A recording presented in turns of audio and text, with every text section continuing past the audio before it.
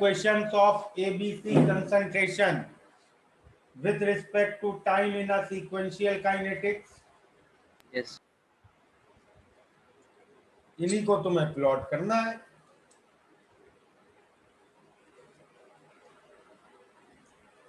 तो कर पाए हो कि नहीं कर पाए हो?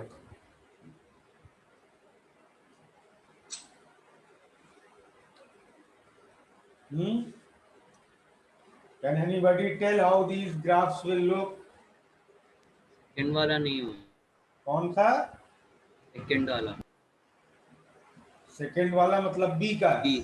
यस। भाई बी का ग्राफ पहले इंक्रीज करेगा, समझे, और फिर डिक्रीज करेगा। क्लियर? Yes sir.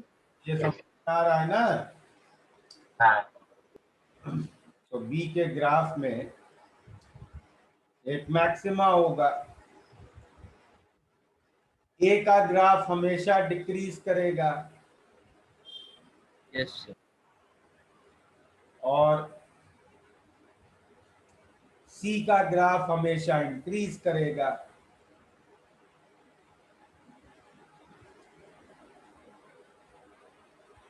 तो बस ऐसे बनाओ ग्राफ।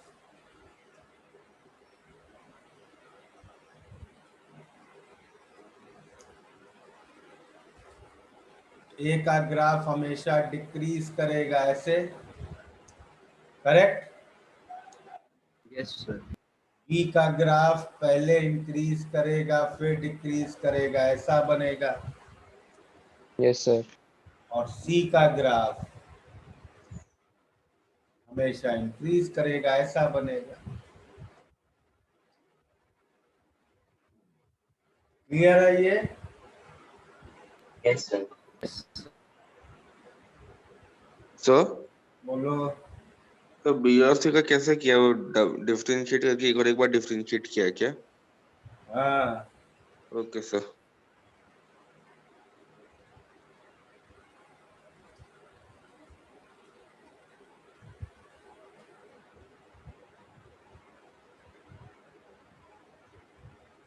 और क्या प्रॉब्लम्स थे? सर वो कंडीशंस भी दिया था उसमें, कौन से conditions? K2 greater than K1, फिर एक था K1 ग्रेटर देन K2 और एक K1 इक्वल्स K2। देखो,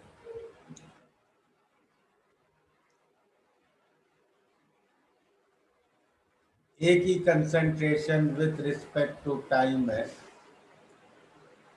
ए not E raise to minus K1t, और D A by D T क्या था?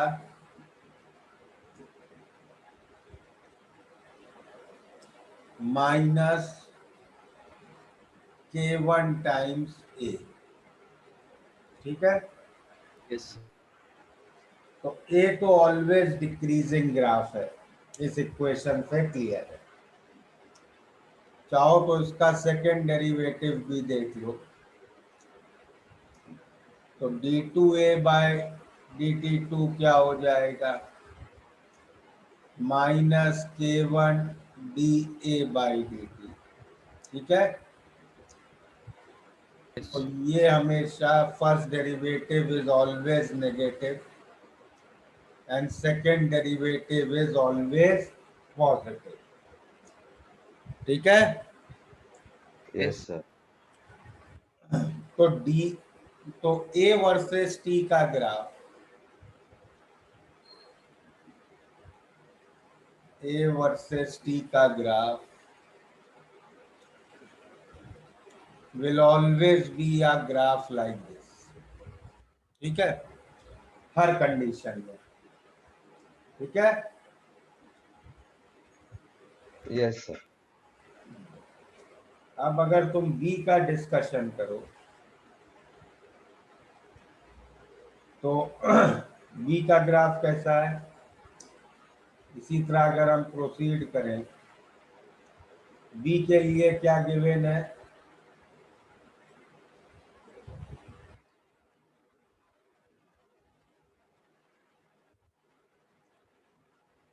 dB बाई dt क्या है?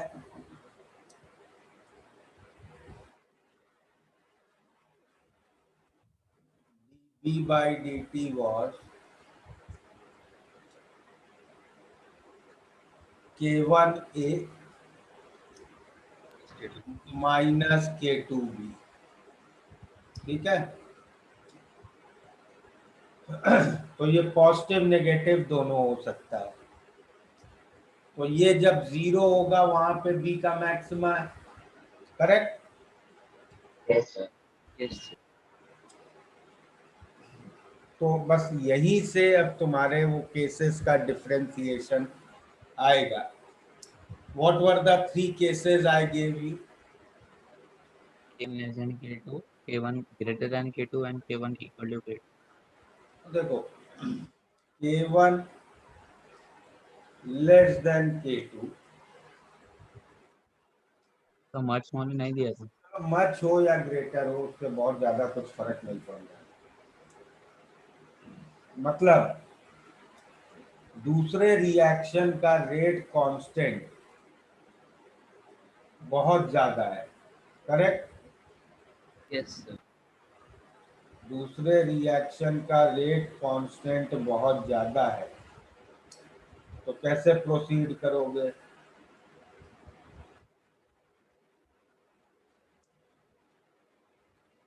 इसमें बस अब यही समझने वाली बात है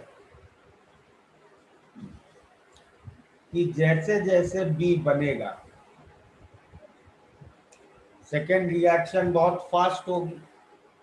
K2 की वैल्यू बहुत ज्यादा है ना, Yes, sir. तो इसमें क्या होगा, बस अगर तुम टाइम के साथ ये ग्राफ्स बनाओ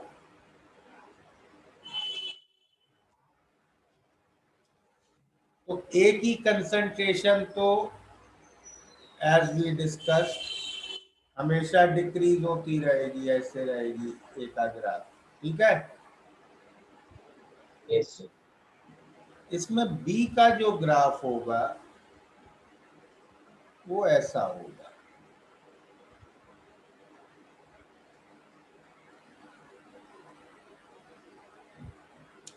बी की कंसंट्रेशन कभी भी बहुत ज्यादा नहीं हो पाएगी कंटेनर में। रीजन क्लियर है? क्योंकि Yes, sir. हाँ सर। रिएक्शन बहुत फास्ट चल रहा है, correct? Yes, Yes, sir. sir. और सी की concentration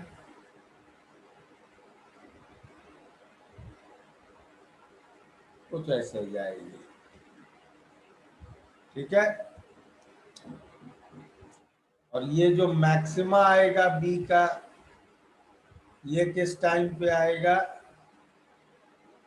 ln K2 bye K1 upon K2 minus K1, ठीक है। और इन कॉन्ट्रास्ट जब K1 बहुत ज्यादा है तो क्या होगा? कंटेनर में सेकेंड रिएक्शन स्लोअर है फर्स्ट के कंपैरिजन में, तो ए का ग्राफ ज्यादा स्टीप होगा और अब बी का बिल्डअप होगा।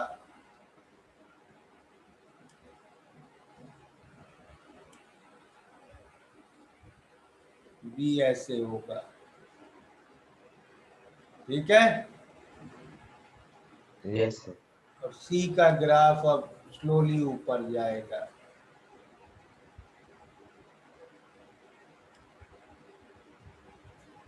Okay.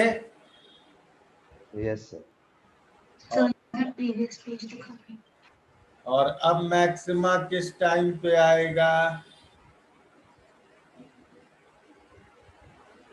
Again ln K1 by K2 upon K1 minus K2, same ही चीज है, correct? Yes, sir. Sir C का कंसंट्रेशन बढ़ेगा कैसे, क्योंकि K1 is much much greater than K2, तो दूसरा रिएक्शन तो हार्डली होएगा ना। होगा।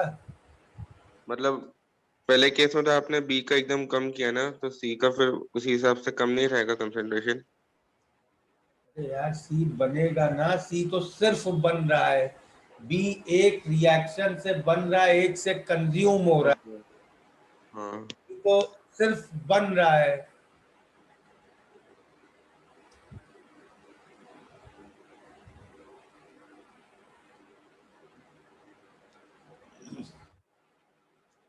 चलो तो हो गया complete question. Excuse me sir. बोलो। नहीं सर, सर बस ये बोलना था कि आप ये पेज दिखाने के बाद इसके पहले वाले स्लाइड्स पे दिखा दीजिए ना please.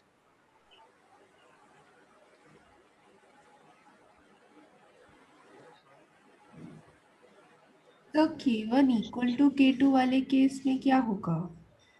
K1 equal to K2 वाले केस में हमें पूरा काम फिर से करना पड़ेगा। देखो K1 इक्वल टू K2 वाले केस में मेरी पहली डिफरेंशियल इक्वेशन है minus D A by D T is equal to K A. ठीक है, इसको इंटीग्रेट करके ए हमें मिल जाएगा ई रेस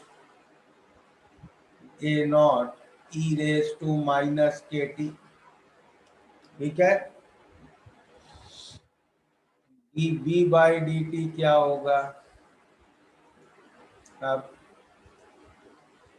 के A minus K B, correct? सही है। Yes. Yes sir. अब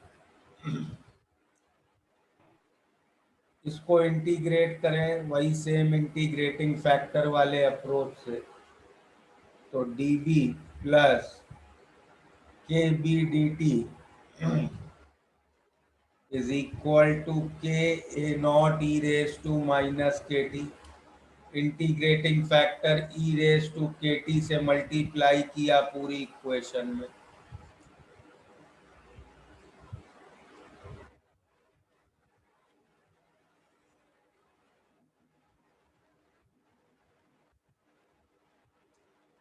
ठीक है,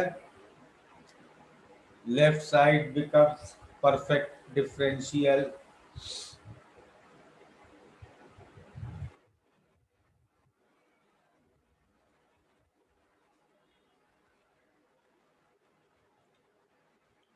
इंटीग्रेट किया तो बी की concentration as a function of time आ गई K A not T E raise to minus K T. Correct? Clear? Yes, sir. Yes अब बी का मैक्सिमा कब आएगा? हम्म,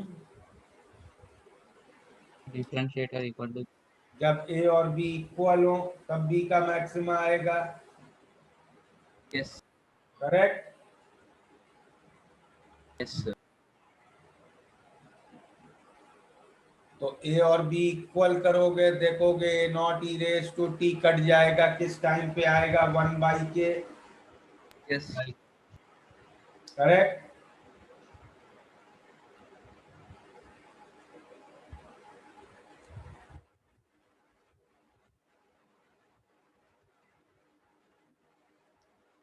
तो अब अगर तुम ग्राफ बनाओगे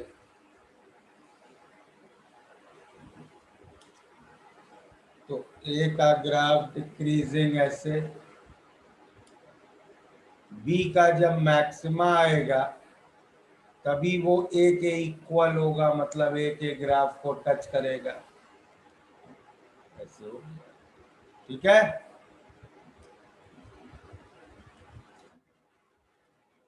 सी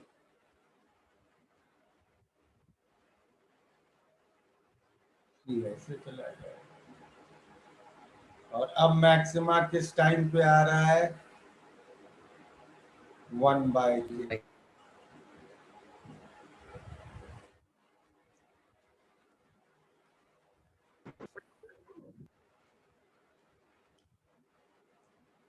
ठीक है, सर सर बी तो सेम रेट से बन रहा है और सेम रेट से कंज्यूम हो रहा है, तो वो जीरो नहीं रहेगा पहले से ही? बी के बनने का रेट क्या है? के के है रेट। हाँ सर।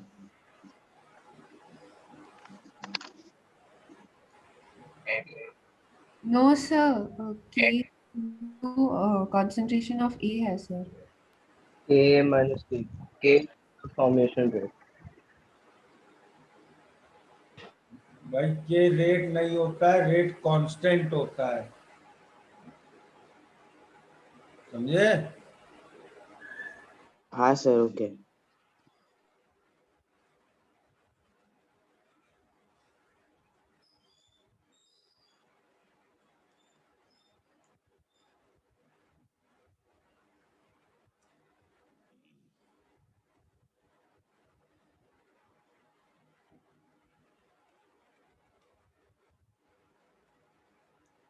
चलो नेक्स्ट सेक्शन पे आते हैं।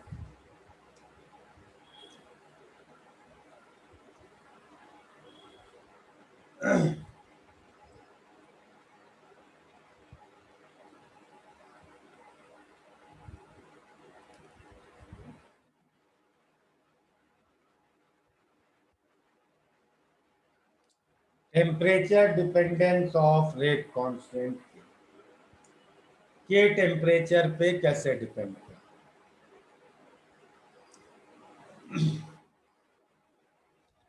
तो के का temperature dependence is given by a equation called as Arrhenius equation, जिसको हम लोग कैसे देते हैं? क्या equation? K is equal to A E raise to minus E A by R T, correct? This equation is called as Arrhenius equation,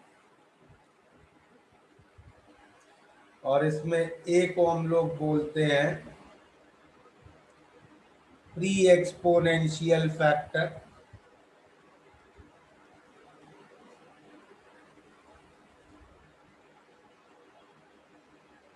ठीक है? E is called as activation energy,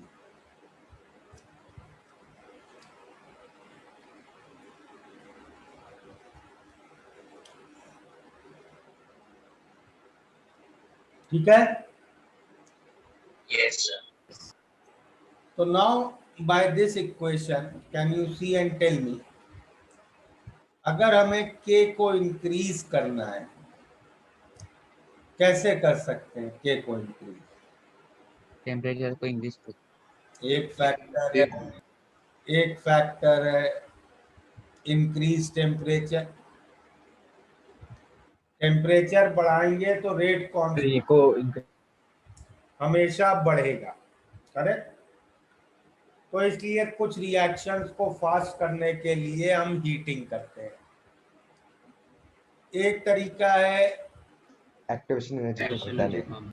activation energy को कम कर दें।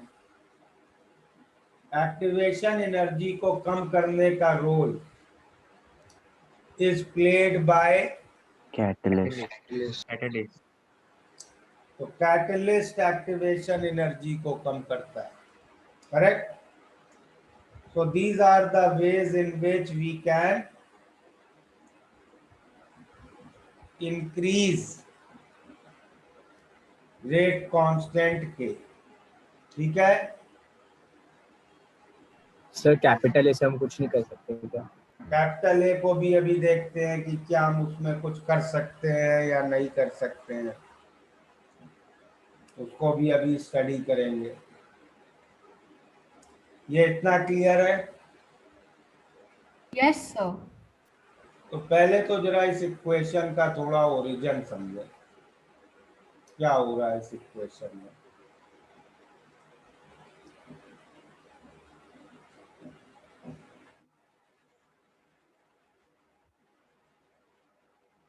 चलो molecular level पे एक reaction को समझते हैं। तो मान लो एक सिंपल सा रिएक्शन मैं लेता हूँ, NO plus O3 goes to NO2 plus O2, ठीक है, ओके। Yes sir. अब ये गैस फेस रिएक्शन है, सब गैसेस इन्वॉल्व हैं इसमें, ओके। तो ये रिएक्शन कैसे होगा? By collision of molecules, okay. Yes. तो एक कंटेनर में मैंने अगर NO गैस और O3 गैस रख दी, तो इन गैसेस के molecules will be in a state of constant random motion, correct. Yes, sir. और इस कांस्टेंट रैंडम मोशन में the molecules will collide with each other as well as with the walls of container, Yes, sir. okay। तो बहुत सारे collisions हो रहे होंगे container में, कंटेनर में कुछ कोलिजन्स हो रहे होंगे NO और NO के बीच, करेक्ट। कुछ कोलिजन्स हो रहे होंगे O3 O3 के बीच, कुछ NO O3 के बीच, कुछ NO और वॉल के बीच, कुछ O3 और वॉल के बीच, करेक्ट। तो सारे टाइप के कोलिजन हो रहे होंगे कंटेनर में, अग्रीड। Yes sir. इसमें हमारे काम के कोलिजन कौन से हैं? विच कोलिजन आर NO3. हमारे काम के कोलिजन है केवल ये वाले, इससे ही हमें रिएक्शन मिल रहा है, ओके। इतना क्लियर है? Yes. अब NOO3 वाले कोलिजन हमारे काम के हैं। तो अगर हमें रिएक्शन का रेट फाइंड करना है, तो हमें एक्चुअली यही फाइंड करना है ना कि भाई मान लो हमने किसी तरह एक्सपेरिमेंटल मेजरमेंट से हमने ये फाइंड कर लिया कि 1 सेकेंड में 1000 कोलिजन्स हो रहे हैं NO और O3 के मॉलिक्यूल्स के बीच, करेक्ट। हमें तो रेट ऑफ रिएक्शन निकालना है। तो NO और O3 के बीच जितने कोलिजन हो रहे हैं, क्या वही रेट ऑफ रिएक्शन होगा? कैन आई से 1000 मॉलिक्यूल्स पर second of products will be formed? No, sir. No. Why? It depends upon the orientation of molecules also, how they are colliding. Okay. So it depends on orientation of collision. मतलब कहना ये है कि सारे collisions जो NO और O3 के बीच होंगे वो हमें प्रोडक्ट मॉलिक्यूल नहीं देंगे। क्यों नहीं देंगे? क्योंकि उसमें एक प्रॉब्लम आई, ओरिएंटेशन बैरियर, कि क्या ओरिएंटेशन प्रॉपर है कि नहीं है। ओरिएंटेशन बैरियर,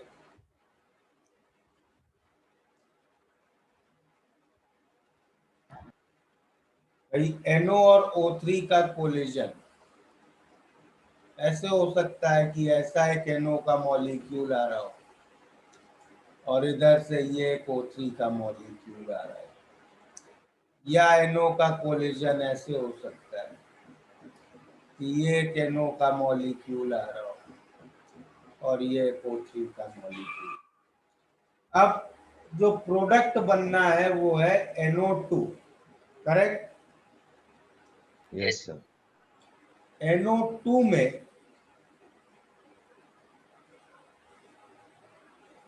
दोनों ऑक्सीजन नाइट्रोजन से अटैच्ड है, करेक्ट। Yes. तो रिएक्शन सक्सेसफुल तभी होगा when ozone approaches the nitrogen end of NO. Yes. If it approaches the oxygen end of NO, तो रिएक्शन नहीं होने वाला है. करेक्ट? इतना Yes, sir. आया? Yes, sir. ओके. Sir, इस ओरिएंटेशन से हमें रिएक्शन नहीं मिल सकता है. इसी ओरिएंटेशन में कोलिजन हुआ तो रिएक्शन मिलेगा. चले आगे. What is the reason for it? यार NO2 में दोनों ऑक्सीजन नाइट्रोजन से अटैच्ड हैं. Yes, sir. Then you are asking what is the reason? यार ये ऑक्सीजन को नाइट्रोजन के पास जाना है ना. ऑक्सीजन के पास जाके ऐसे थोड़े ना NO2 बनेगा. Yes, sir.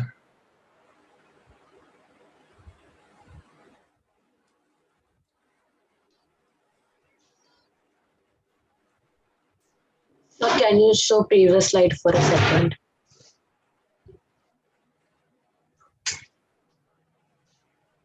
Thank you, sir.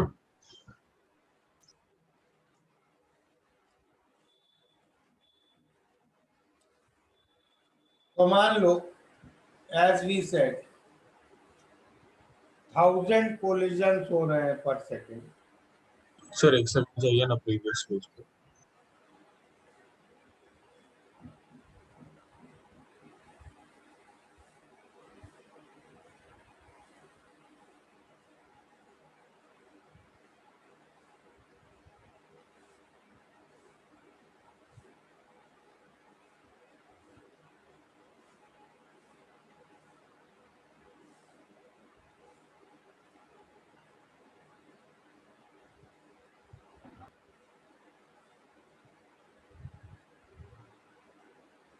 Done, sir. Done.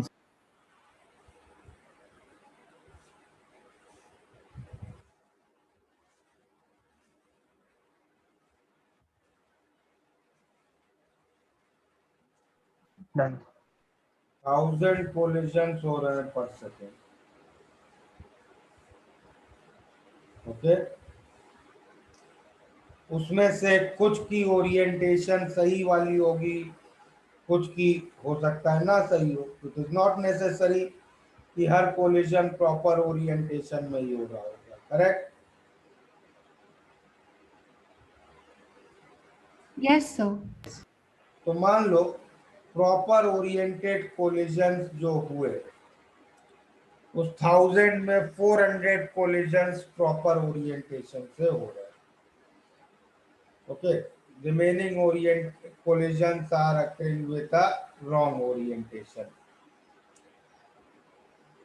So now, will all the 400 collisions will with proper orientation give us the product molecule? No, sir. No. The No, next sir. here we will have to discuss here is the energy barrier. Okay? Yes. Energy barrier क्या है वो आप समझते हैं.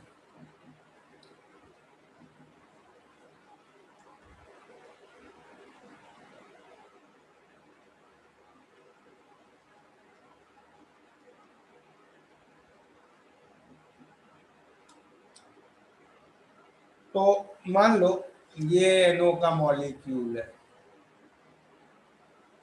और ये O3 का molecule है. ये दोनों मॉलिक्यूल्स एक दूसरे की ओर अप्रोच कर रहे हैं.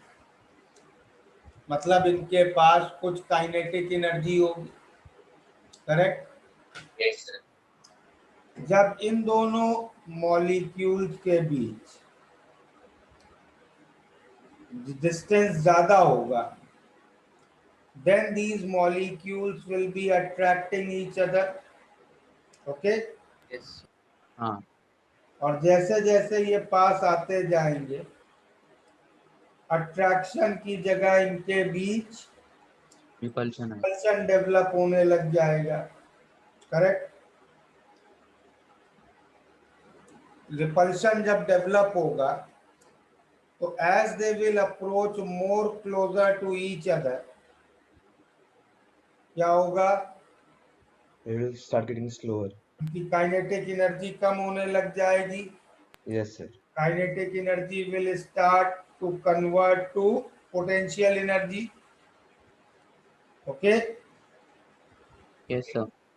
तो as they move closer, kinetic energy keeps on converting to potential energy, और एक सिचुएशन आएगी when they will be at momentary rest, Yes, sir. that will be the distance of closest approach। Yes sir. उसके बाद ये molecules एक दूसरे से repel होंगे, दूर जाएंगे, करेक्ट, रिबाउंड होंगे। तो मान लो वो जो डिस्टेंस ऑफ क्लोजेस्ट अप्रोच में यहाँ तक आ गए मॉलिक्यूल, ये NO, ये O3, करेक्ट, और ये distance of closest approach. Let's say ये डिस्टेंस ऑफ क्लोजेस्ट अप्रोच है x। अब इस x की वैल्यू किस पे डिपेंड करेगी? The initial kinetic energy they are having. की value will depend on initial kinetic energy, okay. Starting में पार्टिकल्स की काइनेटिक एनर्जी कितनी है, जितनी ज्यादा होगी स्टार्टिंग में पार्टिकल्स की काइनेटिक एनर्जी, उतनी x की वैल्यू कम होगी। अग्रीड? Yes sir. ओके। तो और इसके बाद ये लोग एक दूसरे से रिबाउंड होंगे। अब अगर सक्सेसफुल रिएक्शन होना है तो हम क्या चाहते हैं? हम चाहते हैं जब ये रिबाउंड हो तो ये ऐसे रिबाउंड हो, करेक्ट, ऐसे दूर जाए एक दूसरे से। Yes sir. मतलब रिबाउंड होते समय इस स्ट्रक्चर का ये बॉन्ड टूट जाए, correct. Yes, sir. Yes sir. किसी भी सिचुएशन में बॉन्ड कौन सा टूटता है? किसी भी Oh, okay. में बॉन्ड टूटता है वीकेस्ट बॉन्ड, ओके। और वीकेस्ट बॉन्ड कौन सा होता है? Longest bond. तो मान लो ये बॉन्ड लेंथ, ये जो ओजोन में ओ बॉन्ड लेंथ है, ये है y। तो अगर रिएक्शन होना है तो क्या चाहिए हमें कि x should be less than y, तब ये रिएक्शन होगा। If x is less than y, ये बात समझ में आई? Yes, sir. Yes. अब x की वैल्यू किस पे डिपेंड कर रही थी? Initial kinetic energy. Kinetic energy. Energy, और वो हमें चाहिए किसी एक पर्टिकुलर y से कम। मतलब इनिशियल काइनेटिक एनर्जी की वैल्यू किसी एक पर्टिकुलर वैल्यू से ज्यादा होनी चाहिए। Yes, sir. Initial kinetic energy उससे ज्यादा होगी तो x की वैल्यू y से कम होगी, और x की वैल्यू अगर y से कम होगी तो रिएक्शन हो जाएगा। इतनी बात समझ में आई? Yes, sir. Yes, sir. Sir आप एक्स और वाई का रिलेशन रिपीट कर सकते हो क्या? आपने कैसे लॉजिक से निकला? x अगर y से कम होगा हाँ। तो ऑक्सीजन ऑक्सीजन का बॉन्ड वीकर होगा और वो टूटेगा। Okay sir. तो that minimum energy, that minimum तो रुको ना एक सेकंड। काइनेटिक, जो मिनिमम काइनेटिक एनर्जी स्टार्ट में चाहिए, सर एक सेकंड दिखाइए। That is called as threshold energy. तो थ्रेशोल्ड एनर्जी क्या डिफाइन हो गई? minimum energy required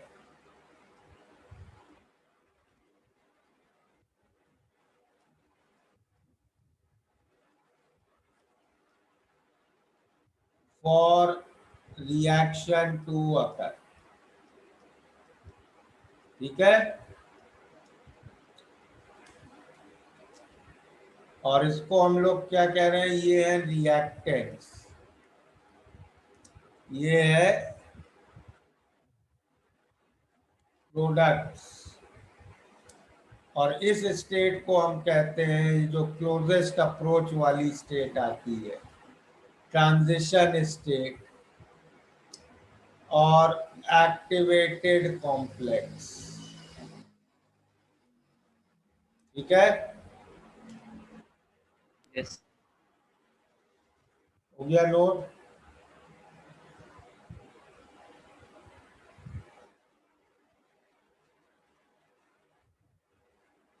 Yes. तो अब अगर एक ग्राफ बनाए, पोटेंशियल एनर्जी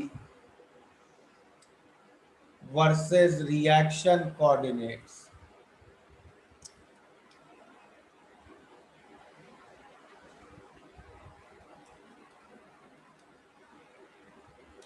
कैसा बनेगा ये ग्राफ?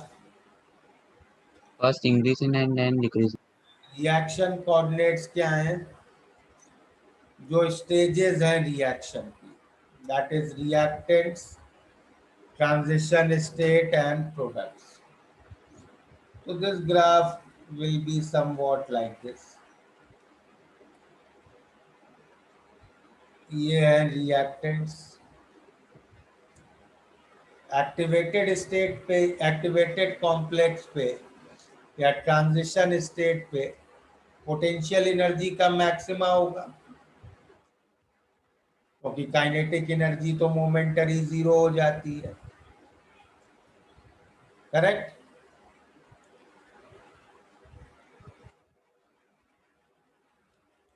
तो इसमें अगर हम लोग वेरियस हाइट्स देखें, तो ये हाइट क्या डिनोट कर रहा है? This is giving me average energy of reactants. This is giving a height average potential energy of product. This peak height will give me threshold energy. तो अब ये जो दो हाइट्स होती है, ये difference, this is called as activation energy of forward reaction, and similarly this is activation energy of backward reaction.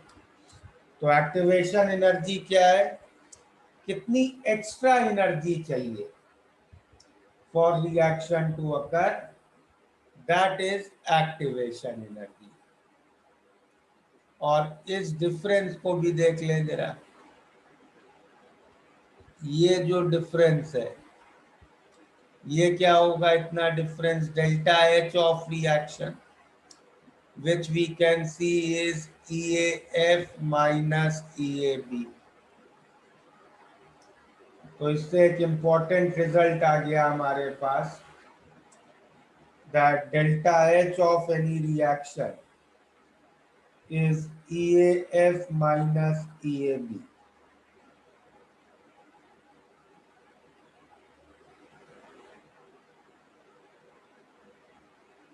Sir उसका reason मुझे नहीं समझ में आ रहा है अभी भी. इसका रीजन सर कि वो डिफरेंस को आपने डेल्टा एच क्यों मान लिया? डेल्टा एच क्या होता था? प्रोडक्ट माइनस रिएक्टेंट की एनर्जी. हाँ sir. Okay, thank you.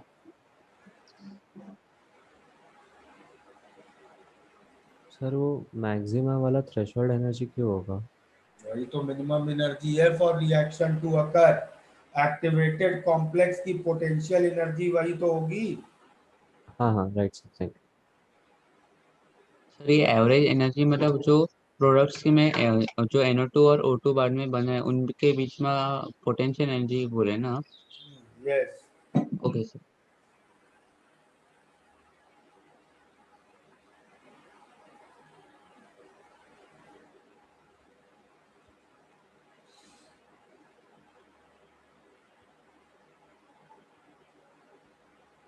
Hello sir.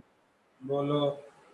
Sir threshold energy तो आप बोले कि इनिशियल रिएक्टेंट्स की होती है ना?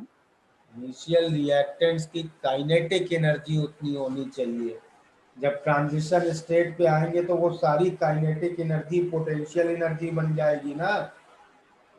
हाँ ओके सर, यस सर।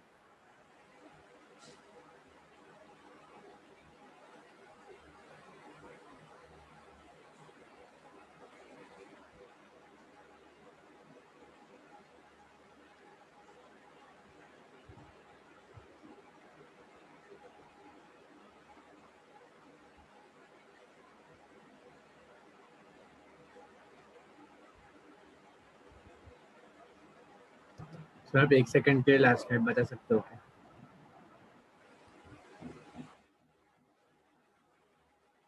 हाँ sir, done sir.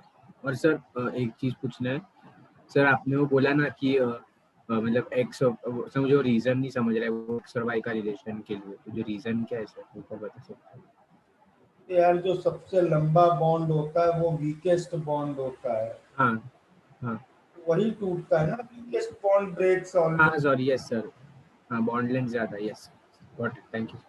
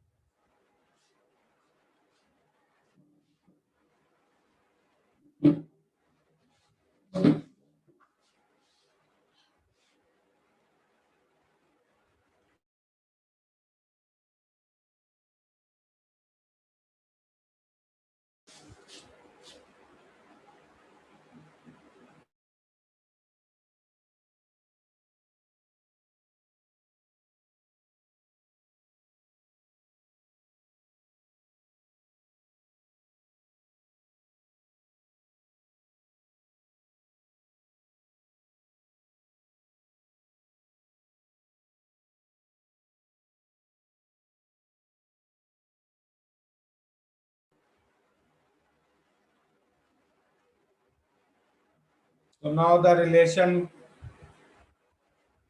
we have got उसको थोड़ा यूज करते हैं।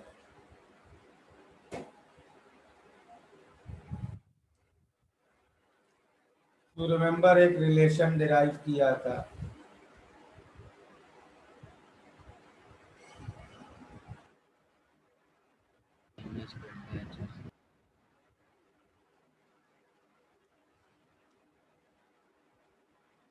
d by dt of delta gr by t is minus delta hr by t square, correct?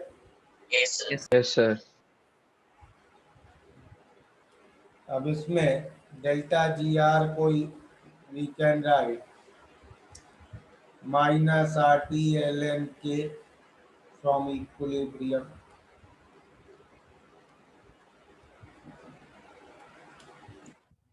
तो ये इक्वेशन हो गई D by D T of L N के।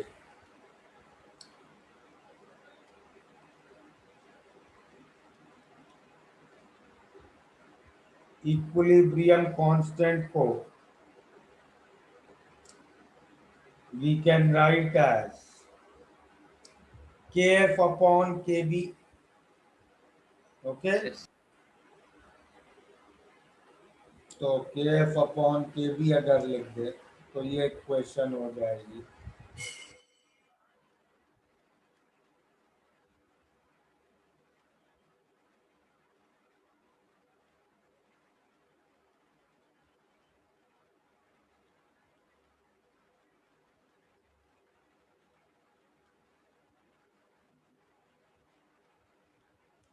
Correct?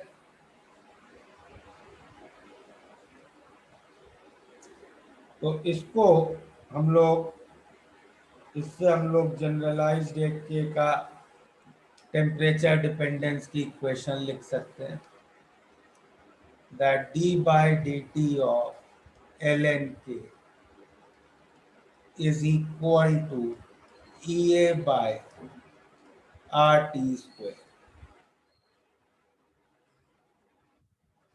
Clear है ये? Yes, sir. नोट करो इसमें।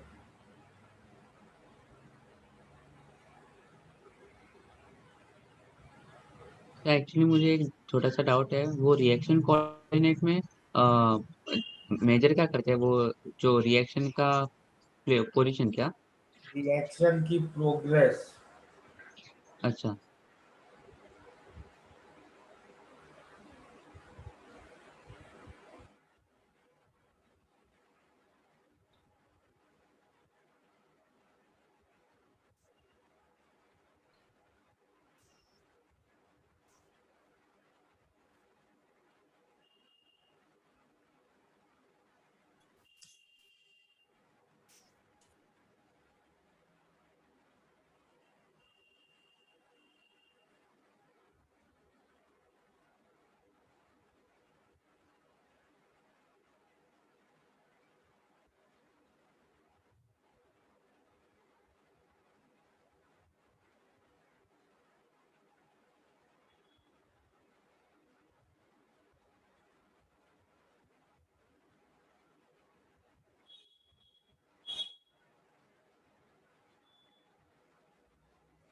नोट।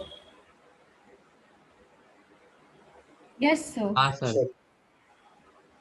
तो इसी को इंटीग्रेट करके नाउ वी कैन गेट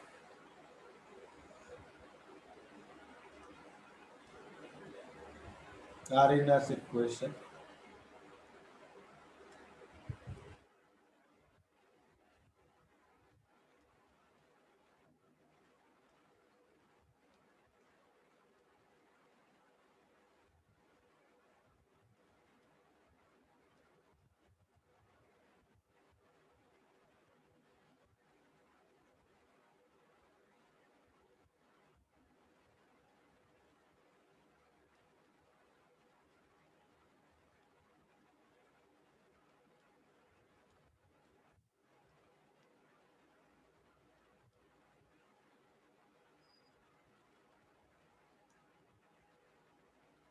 ठीक है,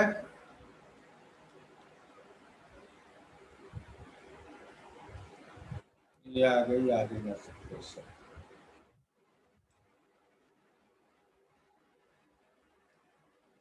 तो अब दो अलग अलग टेम्परेचर्स पे के को रिलेट कर सकते हैं।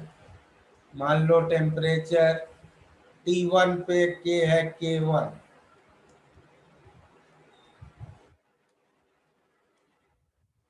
और टेम्परेचर T2 पे के है K2। तो अब इन दोनों को सब्ट्रैक्ट करके you can write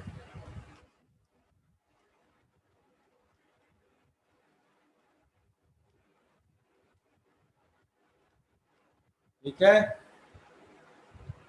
Yes, sir.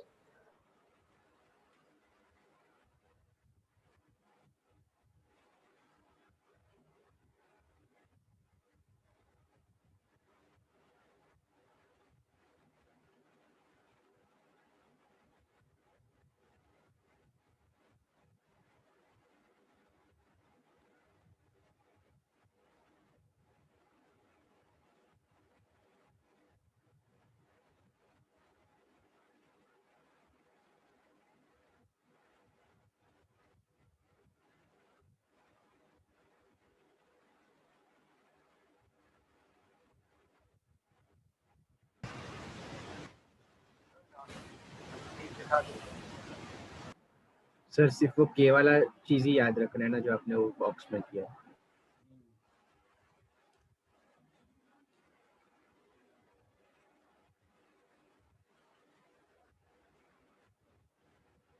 और चीज डिफाइन कर लेते हैं, temperature coefficient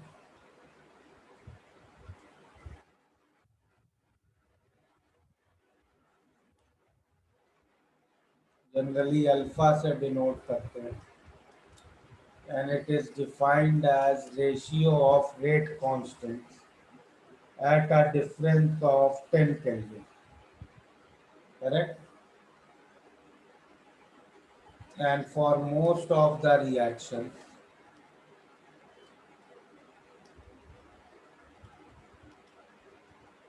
value of alpha lies between 2 to 3. मतलब टेम्परेचर 10 डिग्रीज बढ़ाओगे, reaction will become at least 2 times faster and at max 3 times faster. Okay?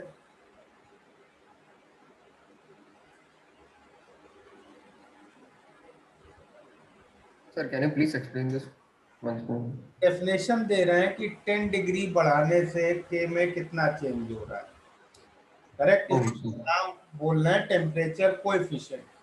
And हम लोगों ने ऑब्जर्व किया कि ऑलमोस्ट सारे रिएक्शंस के लिए टेम्परेचर कोएफिशिएंट की वैल्यू 2 से 3 के बीच होती है. ठीक है? और yes, sir. यूजुअली लेते क्या है के एट 25 डिग्री 35 डिग्रीज अपॉन के एट 25 डिग्रीज.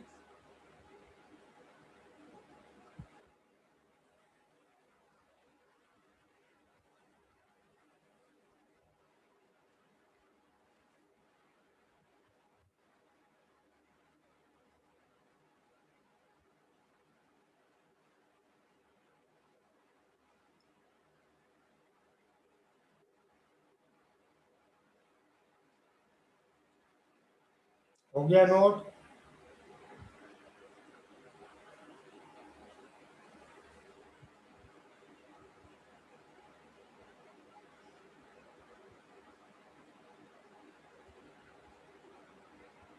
Yes, sir. चलो बुकलेट में FBS 51 to 55 करो.